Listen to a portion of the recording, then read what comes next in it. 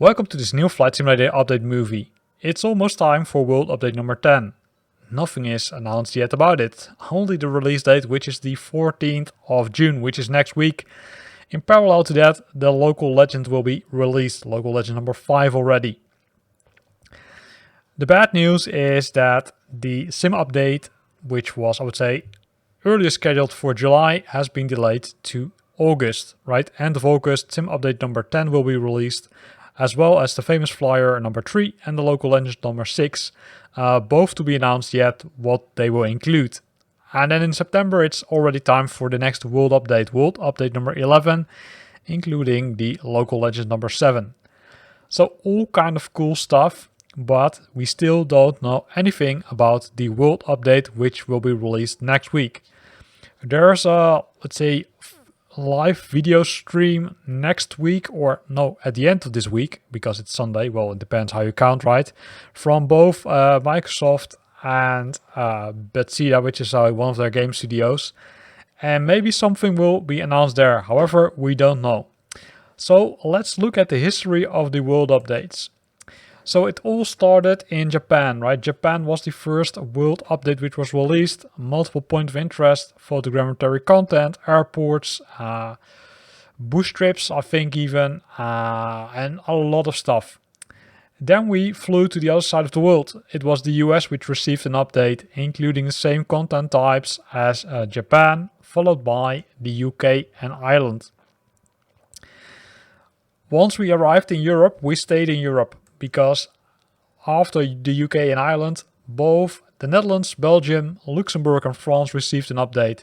It was more focused on the France part of the, I would say, of EMEA, right? Because, well, the other countries, we did receive some updates, but it was really concentrated to only 1 or 2 cities which received some updates.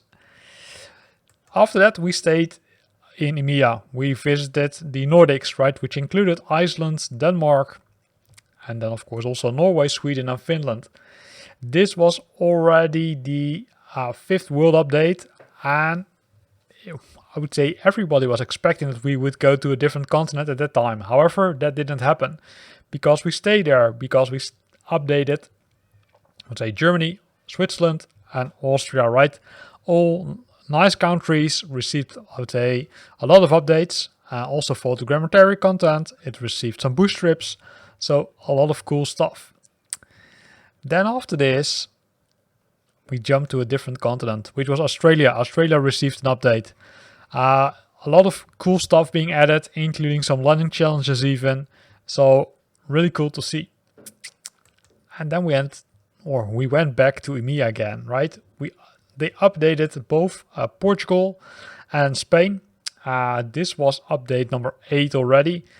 Also a lot of content, a lot of cool stuff, photogrammetry content for multiple cities being either updated or added. So really cool. After that, we went to the latest world update, which is currently available, which is Italy and Malta. That, I would say, caused some issues, as we all know, right? It caused some issues on the Xbox mainly. Well, luckily those issues have been fixed.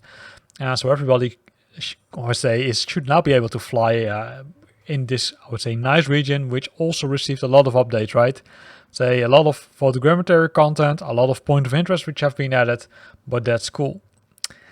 Now, of course, the next question is, to which continent are we jumping, or are we still staying in EMEA? If you look at the map, EMEA is pretty well covered, as well as the US and, I would say, Australia. However, if we look at the continents, I would say, of Africa and South America and the other part, of course, of Asia, there's not a lot of red, I would say, colored yet. So several people think that we're going to Brazil, which could be something, right? Brazil is in the southern part of Americas, and that's, I would say, an option. The other option is, of course, that we go to, I would say, for example, South Africa. Could be another reason. But based on something I found, I do think that we're jumping to Asia, and then specifically to China. And explain me why. If you look at the active development update, there is an item which is called World Update number 10 release, which adds Chinese localization. If we look at all the previous, let's say, world updates, you can see that if the, let's say, language was not already part of Flight Simulator, once, let's say, the world update was released, which included, for example, the Netherlands, the localization was added. So based on that, I think we're going to China. But we need to wait another few days to see if that's true. Here ends this video. I hope you liked it. If you liked it, then consider to like this video by pressing the like button. If you got questions or comments, then feel free to post them in the comment box below. And if you want to stay up to date about new videos I'm posting, then make sure that you're subscribing to my channel. Thanks for watching and see you next time.